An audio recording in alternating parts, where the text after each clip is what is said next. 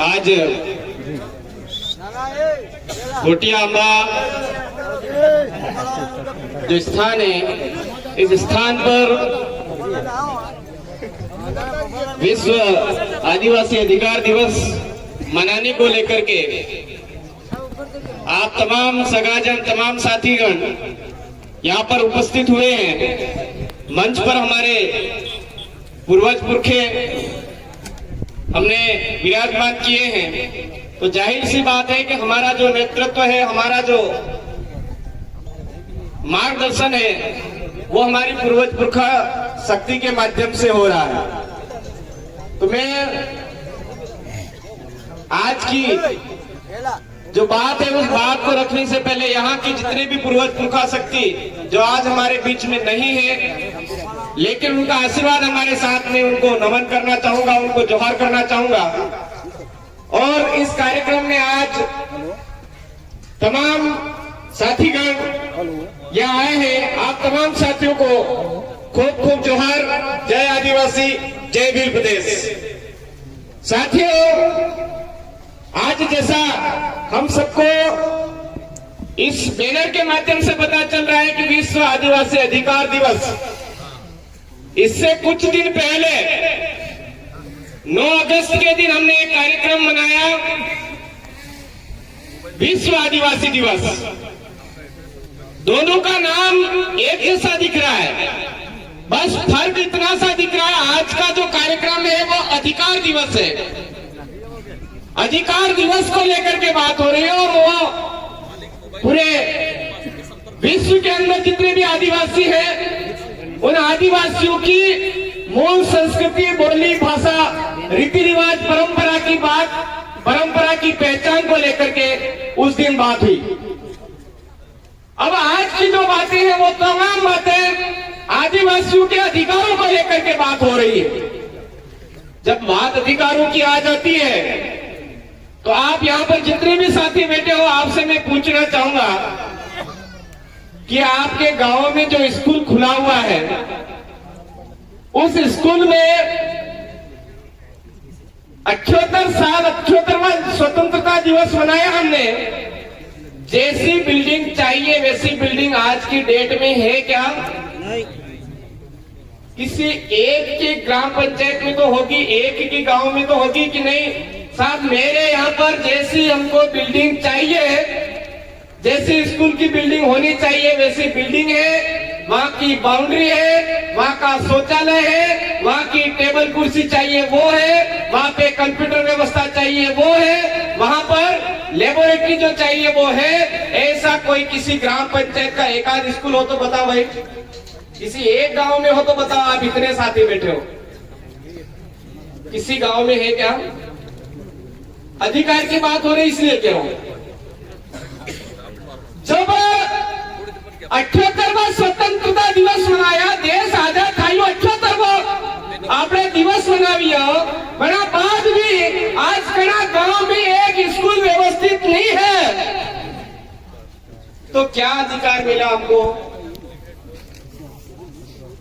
एक सरकार अभी केंद्र में डबल इंजन की सरकार कर रही है, वो बोल रहे हैं वन नेशन वन इलेक्शन।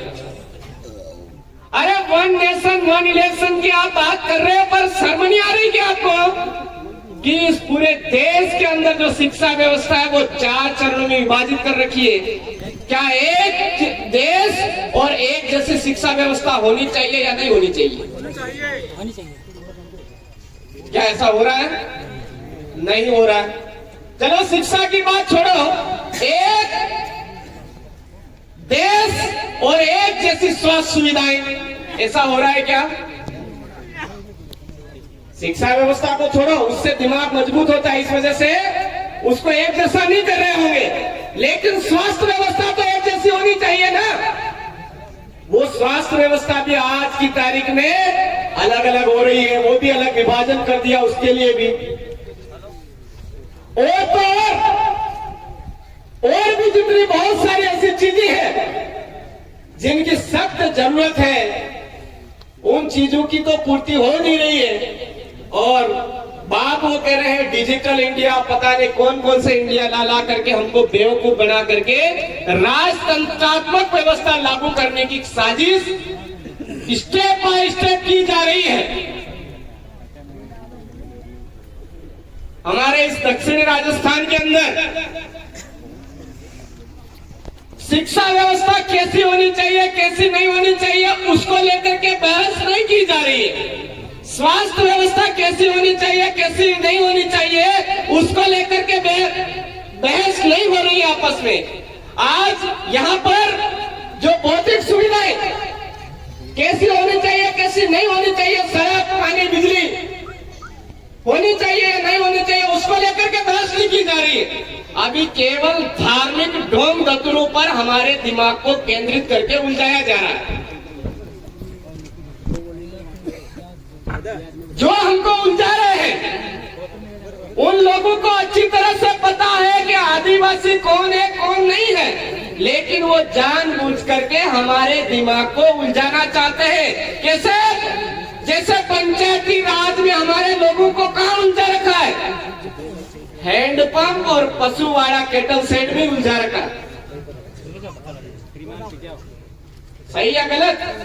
आज किसी भी ग्राम पंचायत में जाकर के बात करो तो जो सरपंच, अभी चुनाव काफी दूर है, पंचायती राज चुनाव दूर है, लेकिन अभी से यही जोड़ तोड़ चल रहा है कि देखो इस बार अगर मेरे को वार्ड पंच बना दोगे, इस बार मेरे को सरपंच बना दोगे, इस बार मेरे को जनपद बना दोगे तो आपके पशुवाड़ा पास कर दूंगा,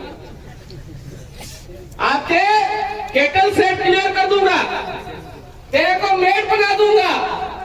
वो ये नहीं कह रहे हैं कि अगर मुझे सरपंच बना देते हो तो शिक्षा विभाग की तरफ से जो बजट स्कूल को मजबूत करने के लिए आता है वो व्यवस्थित जगह लगवाऊंगा। अगर वो उससे पूर्ति नहीं होती है तो ग्राम पंचायत के माध्यम से जो विद्यालय मजबूत होना चाहिए, जो भौतिक सुविधाएं चाहिए, वो मैं मेरी ग्राम पंचायत की तरफ से दिला दूंगा। ऐसा वहां पर सवाल जवाब करने वाला दिमाग ही नहीं किया जा रहा।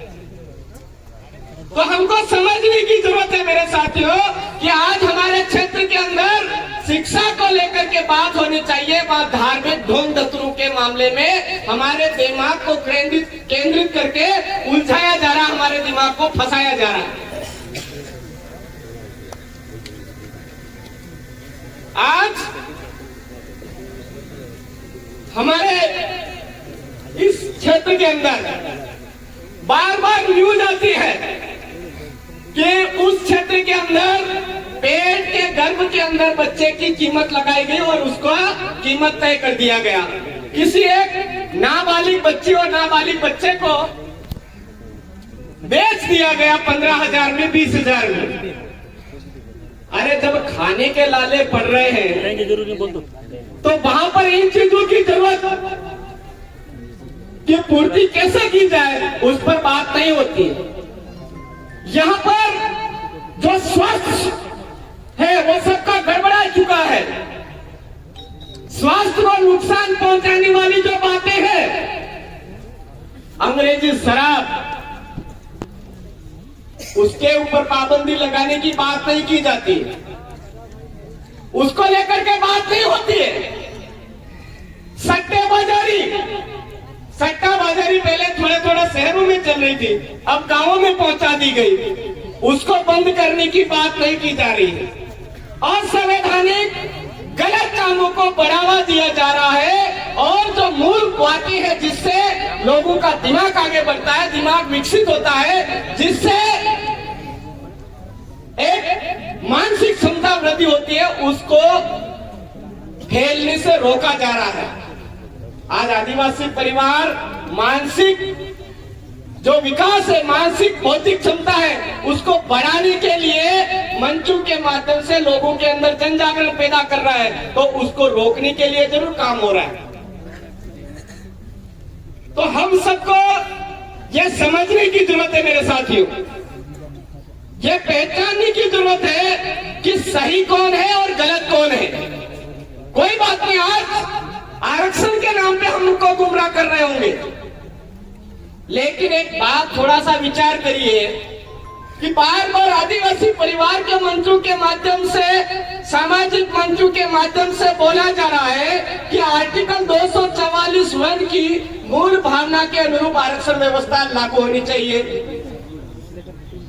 और एक उसी में से एक धारा बोल रहा है कि जनसंख्या के अनुपात में। अरे भाई, एक संविधान की बात कर रहा है, कानून की बात कर रहा है, और एक घुमा फिरा करके लोगों को गुमराह करने की बात कर रहा है। तो फैसला हमको करना है कि सही कौन है। कि आर्टिकल 244(1) जो संविधान में उल्लेखित हुआ है, उसके भावना के अनुरूप आरक्षण व्यवस्था लागू होनी चाहिए। और वो आरक्षण व्यवस्था लागू करने के लिए मैं आज इस मंच के माध्यम से पहली बार सीधा सीधा कह रहा हूं कि देश 15 अगस्त 1947 को आजाद हुआ, तो 14 अगस्त 1947 के दिन इस अनुसूचित क्षेत्र के अंदर जो बही खाते जो लिखे गए, उसमें जिसका नाम था उसके वंशावली को मिलना चाहिए। यही हमारी मांग है आर्टिकल 244(1) की मूल भावना के अनुरूप। अब इसको तोड़ मरोड़ करके जिसको जो पेश करना वो करते रहेंगे, बेवकूफ बनाने के लिए पेश करते रहेंगे, लेकिन हमको ये चीजें होनी चाहिए। तो मैं आपको कुल मिलाकर के यही कहना चाहूंगा, आज वक्ताओं की